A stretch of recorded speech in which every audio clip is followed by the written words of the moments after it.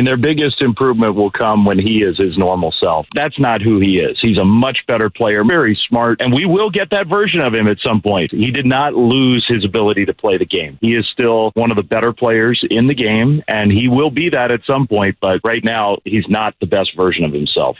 Well, you know who's down right now, Dave, is I'm watching, Willy Adames, and look, no one's saying he's the worst player on the planet, but he signed a big deal, and there's a lot of pressure that comes with that, and I do believe that, like, as a fan of every sport I watch, and I think that how your teammates react to you, what type of personality are you? Do I get the sense as I'm watching on television that even though you're struggling, are you trying hard? I think a lot of these things factor in. Do your teammates respect you? And I think that there's a lot of frustration, and you saw it in the one at bat where he grounded out into the double play, and then in the ninth inning, like first pitch swinging, and he just chops one to the shortstop.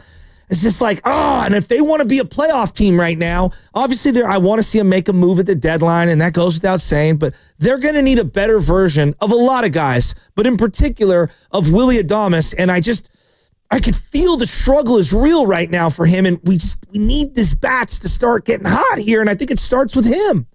Yeah, 100%. I mean, their biggest improvement will come when he is his normal self. He's definitely not that right now. And, look, I talk to Willie almost every day. I don't get in his face and say, are you feeling the pressure?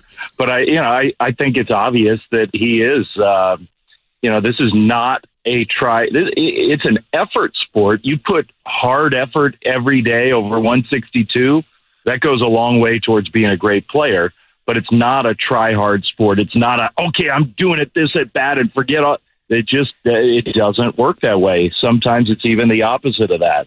And he does need to relax and have a little better game plan and approach at the plate. Because you're right. As frustrating as it's been to watch him struggle, if you're going into an at-bat thinking, I'm going after the first pitch or I'm ready to hit on the first pitch, great. I love that approach. I think it's almost always a successful approach if you get the pitch you're looking for and get your best swing off on that pitch. I love the first pitch. It's the age of the strikeout. You got guys who have incredible stuff and strikeout stuff. Don't get to the 2-strike situation. I'm good with that. But if you go up there and you swing at the first pitch with your C- swing at a ball that's down and away and hit a little dribbler ground ball, that is not a good approach. It isn't. And he knows that. Everybody knows that. I'm not saying anything that these guys don't know themselves. But that tells you where you're just caught in between and whether it's you're trying to force the issue or whatever. That's not who he is. He's a much better player, much better hitter. He's a very smart baseball player. And we will get that version of him at some point. It's just, it's easy to get impatient waiting for that version of Adames. He did not lose his ability to play the game. He is still one of the better players in the game, and he will be that at some point, but right now, he's not the best version of himself. You brought up like him kind of in between in terms of like it's a bad swing and he's jumping on the first pitch. I've noticed more check swings too as well, which again, there's a mechanical, fundamental, approach in terms of the swing mechanics, and then there's like the mental side of it. When you talk with someone like Hunter or other people around the team, what do you think it's more of right now? Is it more one than the other, or is it just both for Willy? Yeah, I think it can be both. I do. I mean, I think you can watch him swing and think, okay, that's not the best. That's not what a great Willy Adames swing usually looks like. I tell you one thing that a lot of big leaguers will say that I think it's not just Adames, but with a bunch of these struggling guys, you can tell things by the way a player takes a pitch. Just taking a pitch and the way that player looks taking a pitch can tell you something. And the Giants have a few guys right now who do not look comfortable even just taking a pitch. And so whatever that means, whether they're out of their mechanics or they're not seeing the ball the way they usually do or whatever, I think sometimes even just watching how a guy takes one can tell you, is he locked in? Is he feeling calm and comfortable or not? And you're right. I mean, the check swings are part of that. Like that all is sort of tied together in my mind. Dave, talk about this Tigers team real quick. And we'll get back. It's all about the Giants, obviously. But this Tigers team, I do think, is still slept on. They were an amazing watch last year as that final stretch happened. It was crazy out in the AL Central. They make that run. They won a first round. Skubal obviously is the talk, and thank God they probably missed him from this go around because he was incredible in his last start. But tell me about this Detroit Tigers team real quick. Most wins in baseball, and yet it feels like they don't have that one guy in their lineup. Kind of how we look at this Giants team a little bit, that big bopper that you feel like. I know Riley Green is was their top prospects before. He's batting .270 this year. He's having a good season. Torkelson, obviously. Those are like prospect names, if you will, but they're not like, the Juan Sotos, the Machados of the world. And maybe I'm just looking at that team saying, you know what? If the Tigers can do it with a non-quote-unquote big household name, Giants absolutely can. Sure. I mean, I think, it's not a coincidence that Scott Harris is here, and he was with the Giants in 2021. I think the Tigers are kind of the current version of what the Giants were trying to be back then. And the Giants lost their way trying to be that version of that team. They had one great year. The Tigers are trying to make that a little more sustainable. And what I mean by that is they've got a manager and a baseball ops president who are in sync with one another and believe that the full roster is how you navigate a 162 season. And so the Tigers, we saw yesterday, they used, 5 pitchers?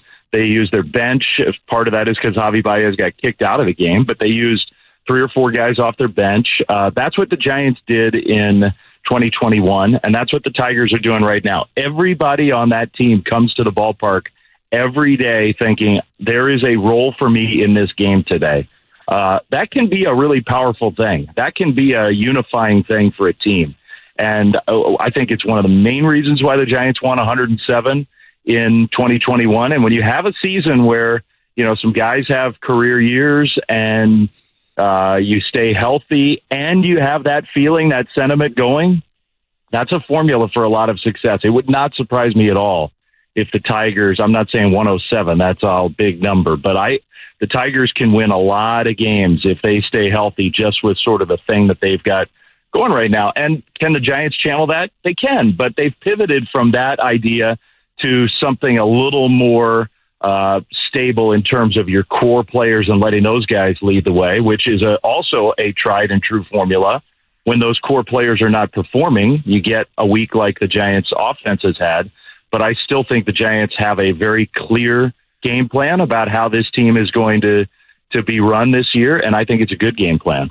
Yeah, and I think the Casagrande kid, the Petaluma boy, Torkelson having a monster bounce back I'm happy for him. I'm rooting for him in Detroit. The guy that was a top draft pick, and one of the seismic shifts of the Farhan era was kind of like moving off Joey Bart and giving Pat Bailey carte blanche at catcher, and defensively, he's been spectacular. And I do credit him with a lot of what I've seen from the bullpen and the pitching staff because there's been a lot of moving parts. And I look at the way that they've attacked hitters and stuff. I think he gets a lot of credit for that. But offensively, he's really struggled, Pat Bailey, that is. What's going on with him, Dave? He's in a little of a 2 for 19 slump right now. 14 of his last 85. He's not really barreling the ball up. How much can you tolerate? The defense is elite. That is real. I'm willing to tolerate, a lack of offense, but it's really bad offensively. How much longer can they sustain this?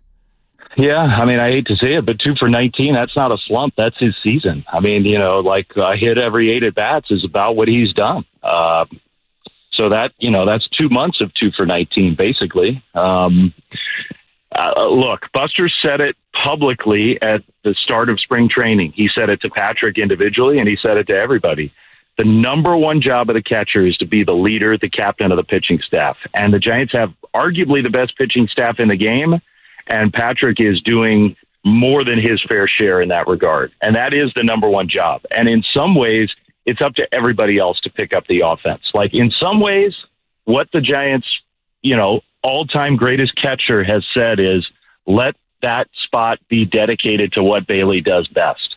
And would we be talking about his offensive struggles as much if Lamont Wade were hitting and Willy Adames were hitting and Mike Yastrzemski hadn't fallen into a slump? We wouldn't be probably.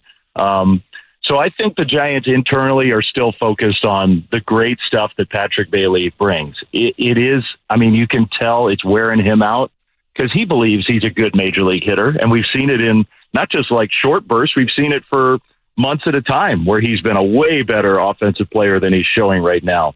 But I still think that the number one job for Bailey is to do what he's done with this pitching staff. And so, if you're looking for ways for the Giants to get this offense jump-started, I'm not saying Bailey wouldn't help if he gets the bat going, but what I am saying is I think the number one thing that needs to happen is offense from other spots.